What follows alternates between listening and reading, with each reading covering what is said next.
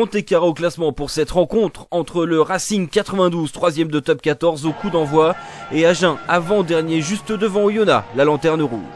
Ceux qui se déplacent sont sur une bonne dynamique avec notamment une victoire à l'arraché à domicile contre le stade Rochelet. Pour les pensionnaires du stade Yves du Manoir, la défaite à Colombes la semaine dernière contre Castres a été difficile à avaler. Il est temps de remettre les pendules à l'heure. Pourtant, ce sont les Agenais qui ouvrent la marque après seulement 3 minutes de jeu grâce au pied de Burton Francis. Mais l'indiscipline des Lot-et-Garonnais les rattrape. Corentin Brandelin écope d'un carton jaune pour plaquage sans ballon. Et autant le dire tout de suite, ce sera le premier carton d'une longue série pour le SUA. Alors le Racing 92 va en profiter pour ouvrir son compteur grâce à la puissance de Bernard Leroux qui vient conclure une belle relance de Brice Dulin au début de l'action. On revoit aussi le travail de fixation d'Anthony Claassen qui a ouvert des brèches dans la défense des visiteurs. C'est transformé par Dan Carter. Chahutés sur les phases statiques que sont la mêlée et la touche, les Franciliens déploient du jeu, peut-être même trop de jeu à l'image de cette passe manquée par Dan Carter pour Leroux. Tilsley lance un contre éclair pour Sadi qui sert de relais pour Tilsley une nouvelle fois. Agen concrétise enfin sa domination territoriale avec cet essai. Un essai transformé par Burton Francis qui ramène les siens à 3 points des ciels et blancs. Puis 17-7 avec cette action pour le Racing simple mais redoutablement efficace. La passe au cordeau pour Virgile Lacombe qui va tout droit, tout en puissance pour marquer le deuxième essai de sa formation. Carter transforme la réalisation.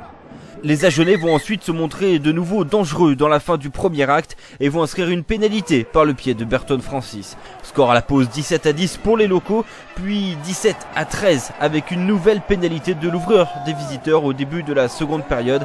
Mais comme un coup de poignard, les Agenais encaissent un deuxième essai de Lacombe, encore une fois tout en puissance alors qu'il revenait justement dans la partie. C'est encore transformé par le double champion du monde, Dan Carter. Conscient que le maul est une de leurs forces vives et sûres, les Racingmen vont se concentrer sur cette phase, d'autant plus qu'ils évoluent à 15 contre 13 avec 2 cartons jaunes côté Agenais pour Joly et Tadger. Ça avance clairement là sur ce maul qui s'écroule juste devant la ligne d'en but. Le ballon ressort pour Mike Phillips qui sert Rocco Socco qui va choisir d'y aller tout seul comme un grand. 4e essai pour les ciels et blancs. Mais les joueurs des Hauts-de-Seine veulent définitivement assurer ce bonus offensif, notamment face à 14 Agenais, à cause du 4e carton jaune des visiteurs. 4 cartons jaunes, celui-ci pour Mchelidze.